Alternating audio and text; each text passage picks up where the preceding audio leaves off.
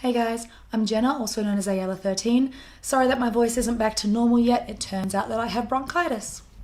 Yay! So anyway, while I was filming my last video, I noticed a problem with the Dragon Knight.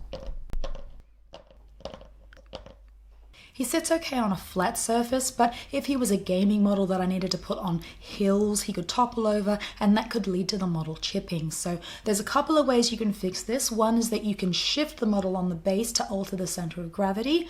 It would be better if I did that before he was painted, because if I try that now, it's going to ruin the paint job. Also, his base is really small, so I'm not sure that there's anywhere I can move him. So what I'm going to do instead is give the base a counterweight. So this is something I'm going to stick under the base to try and offset that tendency to go backwards instead, level out his weight. So you can use pretty much anything for this, really. It's just got to be small enough to be concealed under the base, heavy enough that it will offset the model's weight, but not so heavy that you are adding too much extra to the load, especially if you're going out to tournaments and you've got your models in a carry bag. So what I started using recently are these.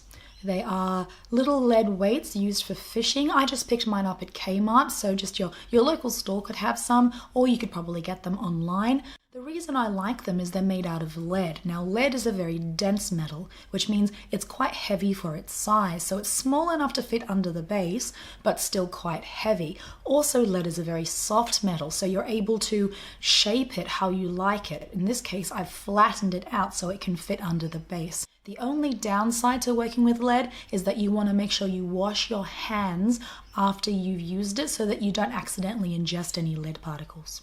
So after you've used a hammer to flatten out your weight, if you're using my method, you don't have to, then you need to figure out which side of the model it tends to fall in. So mine keeps falling backwards. You need to put the weight on the opposite side to balance it out. I'm just going to get some super glue.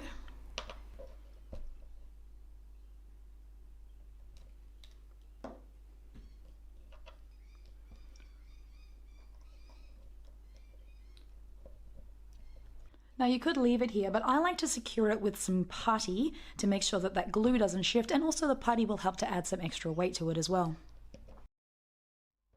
There you go. And now the moment of truth. He's better than he was. With larger models, you're going to need larger weights to compensate. This is my converted Angelius from the Legion of Everblight.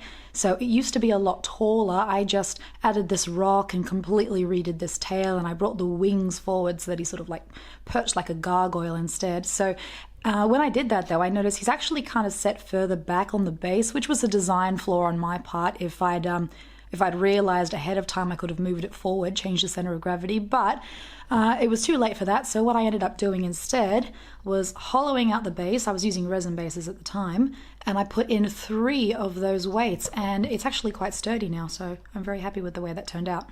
Well, that's it for today. I hope you enjoyed. If you did, please like and subscribe. I'll see you next time.